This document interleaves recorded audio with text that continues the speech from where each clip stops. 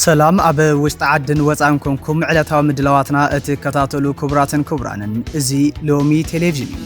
نلومي 14 قنبوت كلتشن 18 عامة مرتنا بخم زقربولو ساعات زينا جميرة لهم السامة خنبتي مدبنا مساناك تصنحو يوتيوبنا سابسكرايب شير لايك كومنت مقبار ازي فيديو كتفلمو ودما بخبرنا عدم أرستزينم محاور ጸጥታ ትግራይ ኣብ ሰለስተ ቦታ ተመቂለሎ ክብሉ ሓላፊ ርክብ ህዝቢ ዲሞክራሲያዊ ፓርቲ ትግራይ ገሊጹ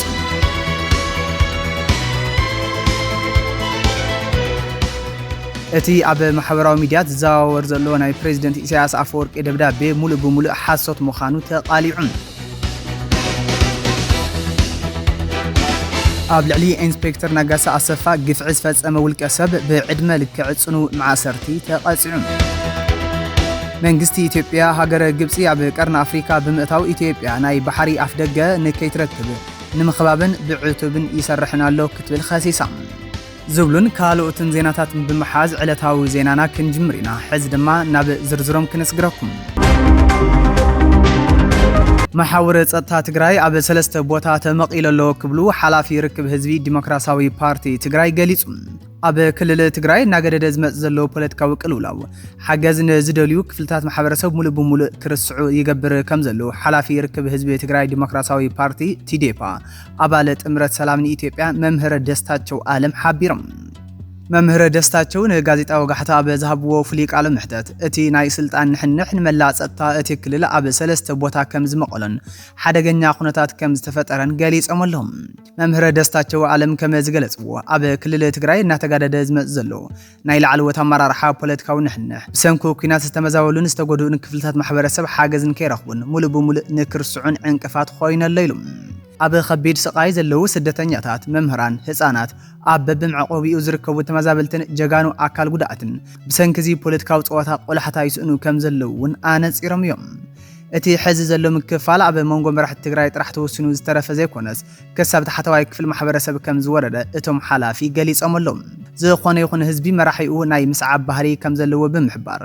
ኣብ ትግራይ ዝረአ ዘሎ ፖለቲካዊ አካይዳ ህዝቢ ብሓሳብ ንክፈላለን ኣብ መንጎ ሕዋት ናይ ምጥፍፋእ መንፈስ ክፈጥርን ምዃኑ ዘለዎም ሓደገኛ ስጋት ገሊጾም መምህር ደስታቸው ዓለም ኣዝዩ ሓደገኛ ዝበልዎ ነጥብ እውን ኣቃሊሖም ኣለዎም እቲ ወገንተኝነት ምክፋል ማሕበርን ጸጥታ እቲ ክልል ካብቲ ክልል ሓሊፉ ናይ መላእ ሃገር ሰላም ዓብይ ስጋኣት ክኸውን ከም ዝኽእል እውን ገሊጾም እዮም እቶም ፖለቲከኛ ከም ዝበልዎ ናይቲ ክልል ፖለቲካዊ ሕማም ናይ ሓይሊ ጸጥታ ሰራዊትን ፖሊስን ሊሕኹ ብምእታው ነቲ ናይ ጸጥታ ማሕበር ኣብ ሰለስተ ቦታ መቂልዎ ከም ዝርከብ ኣዘኻኺሮም እዮም እቲ ኣብ መንጎ ሓይሊ ጸጥታ ዝተፈጠረ ምክፋል ሓው ምስ ሓው ዘዋግዕ ሓደገኛ አካይዳ ምዃኑን ትካላዊ ዘይሻራውነት ብዘይምንባሩ ንሰላም እቲ ክልል ዓብይ ዕንቅፋት ምዃኑ ሓቢሮም እዮም ሕዚ ኣብቲ ክልል ዝተፈጠረ ናይ መርሕቲ ንሕንሕ ኣብ ምንቅስቃስ ስራሕ መንግስቲ ሙሉእ ብሙሉእ ብዝበሃል ብርኪ ምትእጉጓል ፈጢረሎም ካቢነታት ሰበስልጣናት ናብ ቢሮ ኣትዮም ንህዝቢ ከገልግሉ ፈቃደኛታት ከም ዘይኾኑን መራሕቲ ብናይ ስልጣን ወንበር ንሕንሕ ጥራሕ ብምውጣጦም ዓብይ ናይ ኣመራርሓ ክፍተት ፈጢሮም ከም ዘለው ኣብሪሆም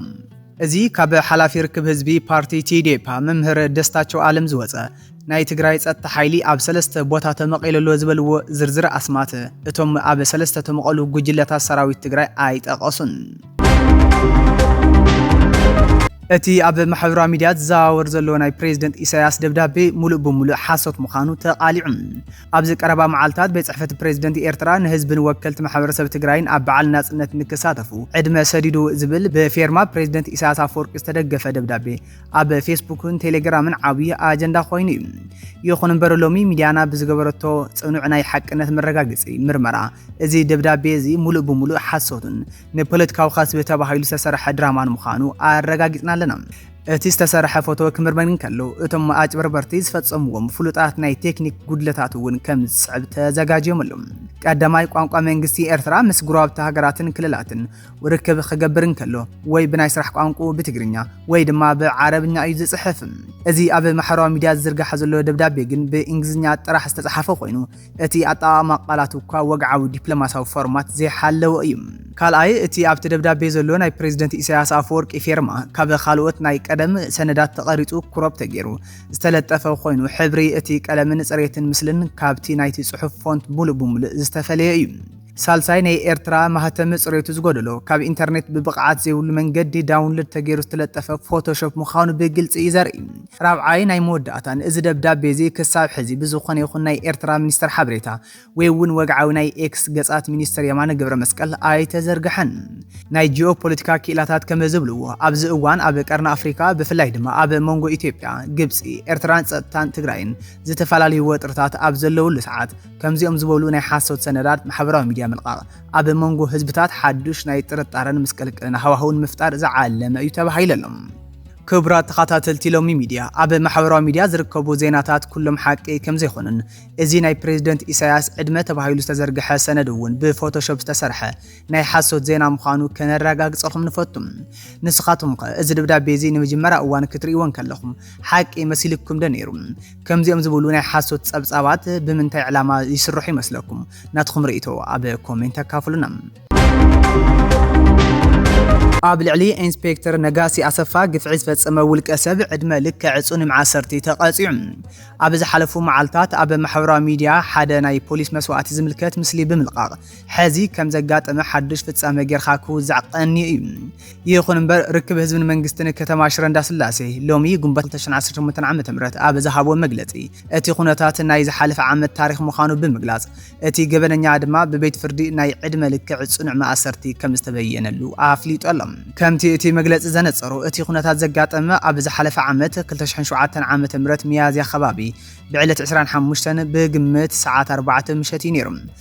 ቦትኡ ድማ ኣብ ከተማ ሽረ እንዳስላሴ ቀበሌ ባዶ 2 መንደር 2 ፍሉይ ቦታ እንዳ ሚካኤል ቤተ ክርስቲያን እዩ። ኣብቲ እዋን ናይቲ ቀበሌ ፖሊስ ኮሚኒቲ ዝነበሩ ጀግና ኢንስፔክተር ነጋሳ ኣሰፋ ኣብ ናይ ስራሕ ግቦም እናሃለው ኣይተ ማውጫ ታከለ ትኩ ዝተባሃለ ውልቀ ሰብ ንጀግና ኢንስፔክተር ነጋሲ ዝሓዝዎ ዝነበሩ ብረት ክላሽንኮቭ ብምኽታር ብግፍዓውን ጭካነን መንገዲ ቀቲልዎም ተባሂሉ እዩ።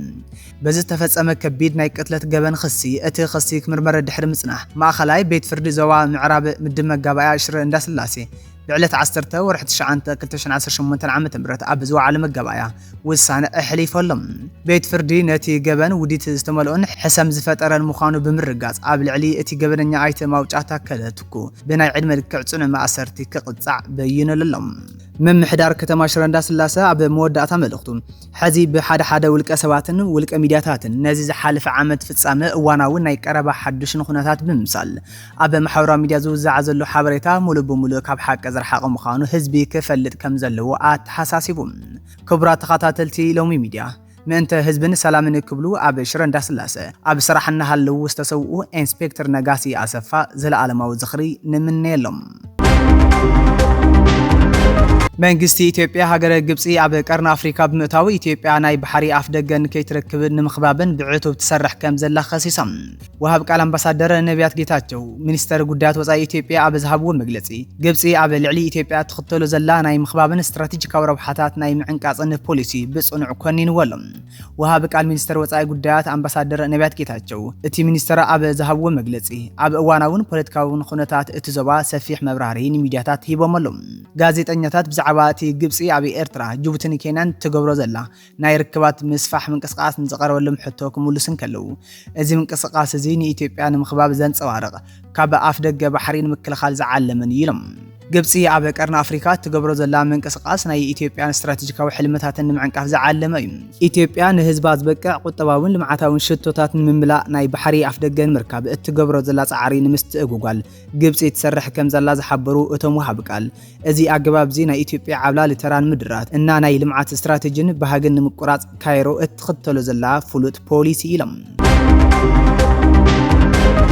ኣብ ደቡብ ሱዳን ክፍለ ሃገር ደቡብ ካርፋዶን ኣብ ልዕሊ ከተማ ዴሊንግ ሓይልታት ቁጥፍ ደገፍ መሻርክቶምን ምንቅስቃስ ሓርነት ሱዳን ሰሜን ብዘካይድዎ መጥቃዕቲ ብውሕዱ 6 ሰባት ከም ዝቆሰሉን መኽዘናት ሕክምና ከም ዝዓነውን ሓደ ካብቲ ከባቢ ዝነጥፍ ሕክምናዊ ጉጅለ ገሊጹ።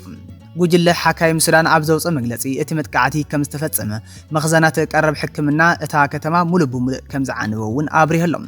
እቲ ጉጅለ ማሕበረሰብ ዓለም ትካላት ሕቡራት ሃገራትን ትካላት ሰብኣዊ መሰላትን ነዞም ገበናት ብምኹናን ትካላት ጥዕናን ኣባላት ሕክምናን ንምሕላው ከምኡውን ንኹሎም ኣብ ዒላማ ሲቪላዊ ትካላት ሰብኣዊ ኣገልግሎትን ዝንጥፉ ሰባት ብሕጊ ዝሕተትሉ ኣገባብ ነፃ ምርመራ ክጅመር ፀዊዖሎም። ዋና ጸሓፊ ሊግ ሃገራት ዓረብ ኣሕመድ ኣቡል ገይ ብሶማሊላንድ ኣብ ኢየሩሳሌም ኤምባሲ ንምኽፋት ዝግበር ዘሎ መስርሕ ብትሪ ኮኒንዎም።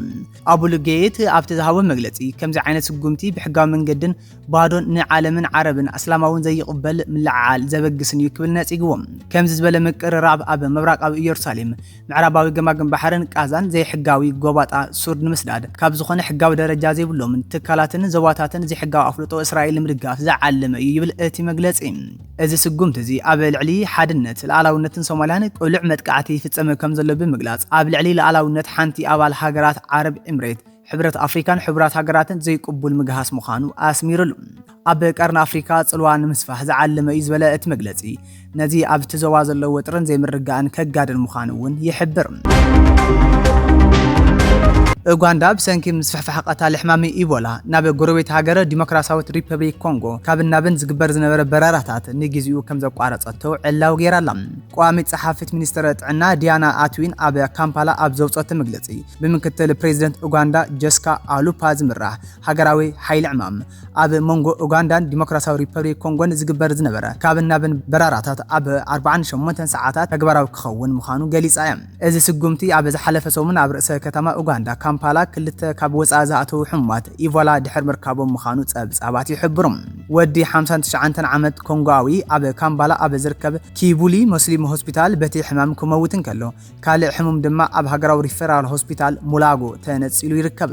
ብድምር 127 ርክብ ዘለዎም ሰባት ተለልዮም ኣብ መወሻዊ ትካል ከም ዝርከቡ ተሓቢረሎም። ኣብ ዝሓለፉ 24 ሰዓታት ሰመዚ ጥዕና ኮንጎን ውድብ ጥዕና ዓለምን ኣብ መላእ እቲ ሃገር እናገደደ ዝኸይድ ዘሎ ለበዳ ከም ዝረአዩን እቲ ለበዳ ብዕሊ ካብ ዝእወጅ እንድሓር ኣስታት 600 ጽርጡራት በቲ ቫይረስ ዝተለኸፉን 139 ሰባት ሞት ከም ዘመዝገበን ጸብጻባት የመልክቱ። ክቡራት ተኸታተልቲ ሎሚ ቴሌቪዥን ስለዝተኸታተልኹምና ምስጋናና ዝዓዘዘ እዩ።